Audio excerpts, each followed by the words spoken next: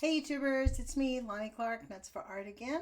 And I guess I'm talking to a wider audience than just the YouTube community because hopefully my videos are being shared. I know I'm sharing them on Twitter and on my Facebook account, and I hope other people are sharing these. And maybe I should say hello to the Olympic Committee who's watching these videos. I hope you are because this is valuable information. I am reading again with the permission of Tony Sahara, the citizens, oops, gosh darn it, I'm not good with the reverse of this. Citizens Radiation Data Map of Japan, Digest Edition. I suppose that the book was published in Japan in Japanese. That's a tongue twister, isn't it? Anyways, I want to thank Tony for allowing me to read this book. It is very valuable information, and it was published by the Minna-no data site, and I learned a Japanese word in this book. Minna-no means everybody, so it means everybody's data site. The thing that makes this even more important that this information be read, and I am shocked, I'm just going to keep showing you video after video. This is how the Japanese government basically lied to the world and told everybody what the radiation levels were around the Fukushima Daiichi nuclear power facility meltdowns. They went up into the air 300 meters, tested the data, and then looked down on the ground and said, that's how much radiation is in that diameter, and spread it around. This is how, it's basically rumors and lies. They actually did not test. So in 2014 to 17, this group of citizens from 17 prefectures actually conducted a scientific study. Shocking in the nuclear world, but it actually has really shown some real data. And this is part 5 of this reading that I'm doing. And this next page, and this is going to be a little bit of a shock. Heretofore, I have not pre-read the pages, but I wanted to understand this data that is on this page a little bit more. So I read ahead, and I have marked up just to show you some, it actually raised some questions for me about what's going on in Japan prior to Fukushima nuclear power meltdowns. We know that there were 2 nuclear bombs dropped off there after World War II that basically murdered millions of people and decimated their culture, put everybody into catastrophic shock. But I am going to read from this. This is a data map. This says 2010 radioactivity level before Fukushima Prefecture. This map was put together using data extracted from the Environmental Radioactivity Level Investigation carried out in 2010 by each of Japan's 47 prefectures. It shows the concentration of cesium-137 in surface soil. The source was Japan Chemical Analysis Center Environmental Radiation Database. So you can see here this little map, right? Of the different levels of what they were producing, what type of land it was. It's all color coded.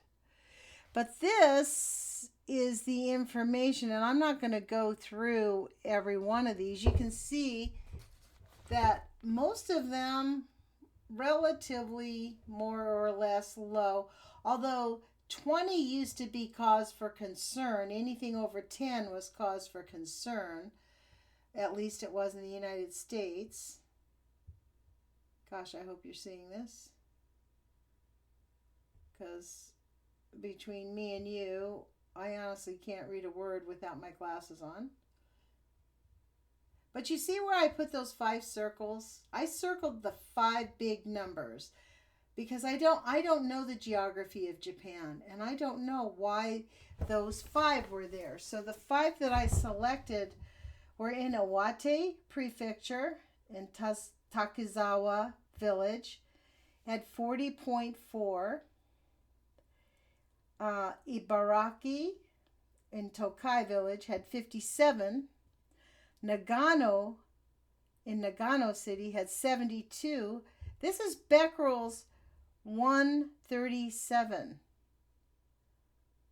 And then Kumamoto in Nashihara Village had 40. And Oita in Takeda City had 50 becquerels of cesium. It was, how did they measure it? Cesium 137 in the surface soil, 0 to 5 centimeters. This is kind of shocking because look at where they're at. Now, I used their map, the Minna-no data site people provided us. This is a page that we're going to be reading later. But look where these prefectures were. Okay, so down here, I expected all of these super high levels to be down here because these are the areas that were bombed in World War II, right? But what the devil is this? The worst? 72, right in the middle of Japan. Right there. What the heck is that? Why? And then over here, oh gosh, over here and up here, they're actually among the highest. I mean, it's even higher than down here where they were bombed after World War II. What's going on in Japan that you got 72?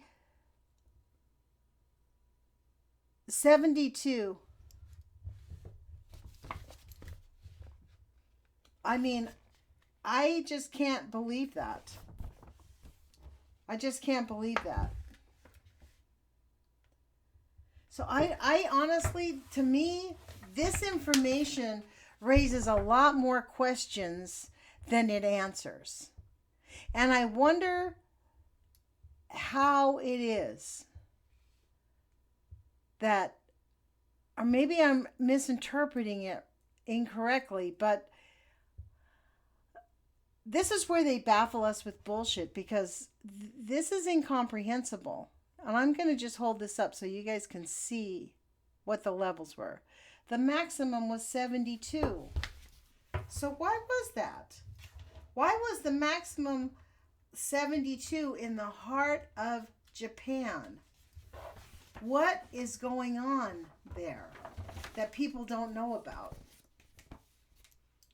It's not answered in this booklet, but it sure raised some questions for me. How many minutes have I been talking? 8 minutes. Okay. Good thing, because I'm just going to read these two really quick pages. So this is East Japan Soil Becquerel Measurement Project. And this is their projection maps. Okay. With reference to the atlas published after Chernobyl accident.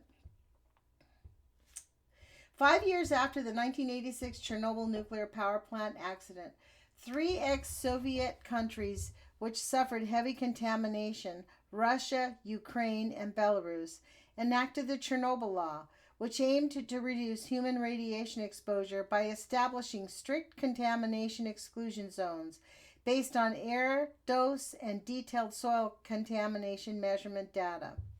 In the Contamination Atlas, published by the Russian Federation and the Belarus Ministry for Chernobyl Affairs, there are 8 maps that show contamination in each of the provinces from immediately after the accident for every 10 years until 70 years after the accident. These maps are being used as the basis for when the general population will be able to return to their respective hometowns. After the Fukushima accident, the Japanese government only once carried out a soil measurement, which was limited to soil in selective locations in Fukushima Prefecture, and after that, it has relied solely on air dose rate after when drafting contamination countermeasures.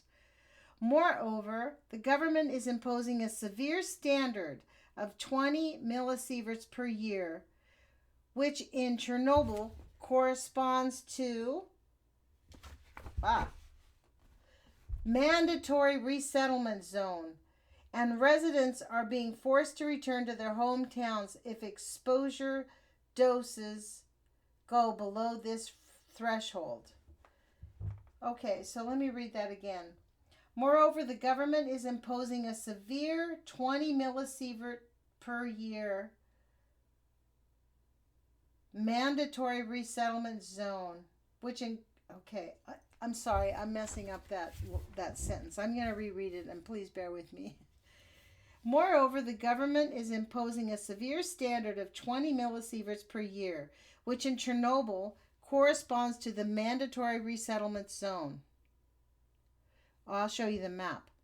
And residents are being forced to return to their hometowns if the exposure dose goes below this threshold. So people are being forced back into their hometowns if they live in a place with less than 20 becquerels.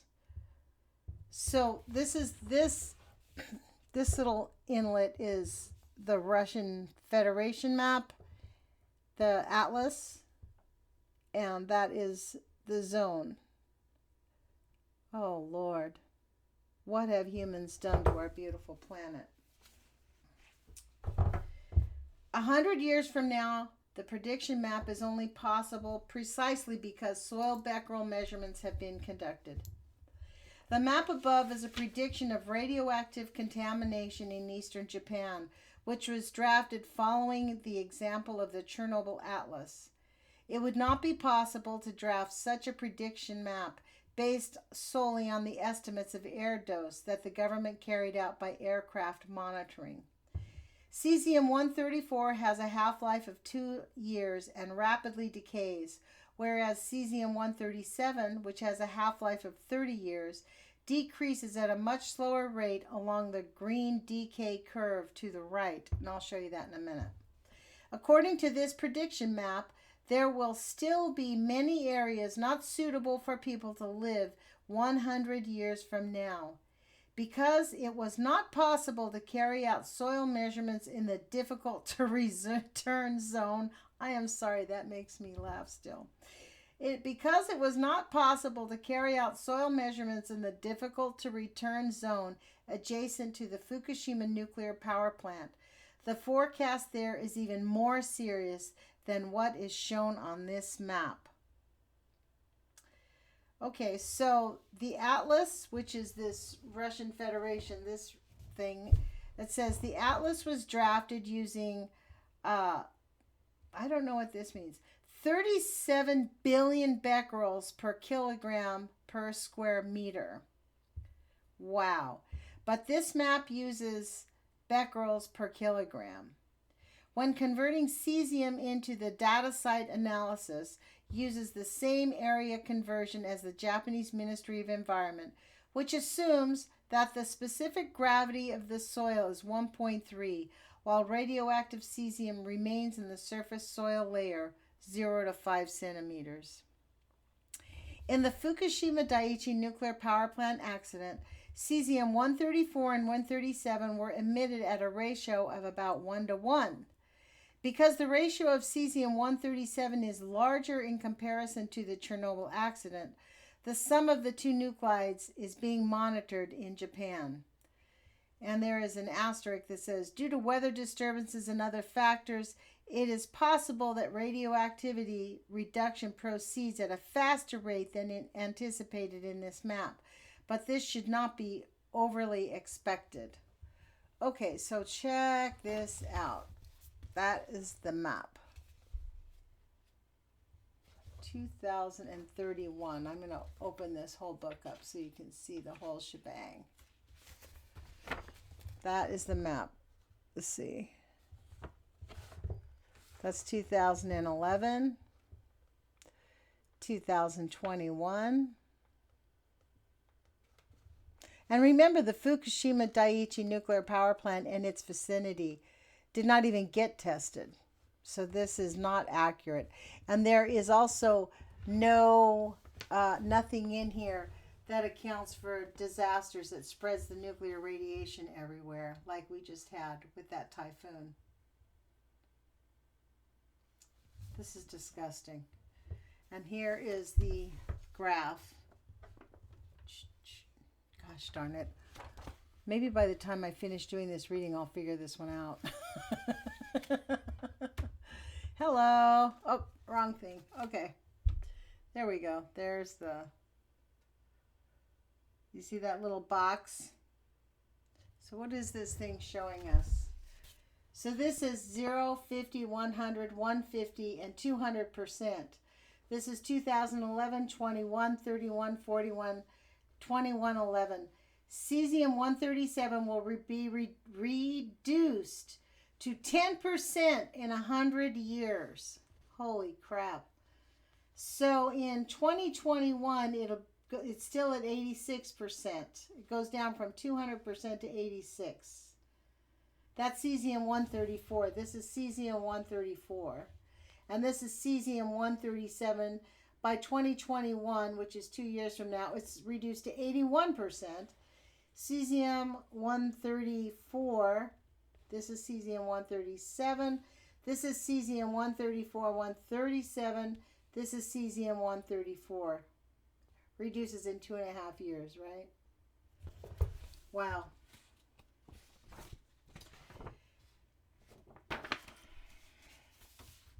I'm going to stop, you guys. I put out a pretty long video before, and I see we're at 15 minutes. So I want to thank Tony Sahara for giving me permission to read this book.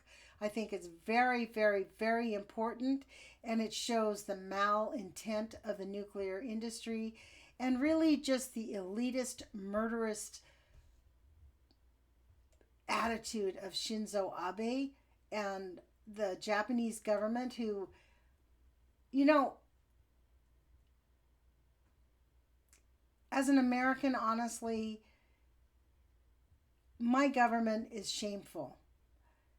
And we look towards other governments to having at least some honor towards their people. And I think this is why I find this to be so shocking to my core, because we looked to us as Americans, the Japanese culture is just like a beautiful flower. It is just something that is mysterious and magnificent and beautiful.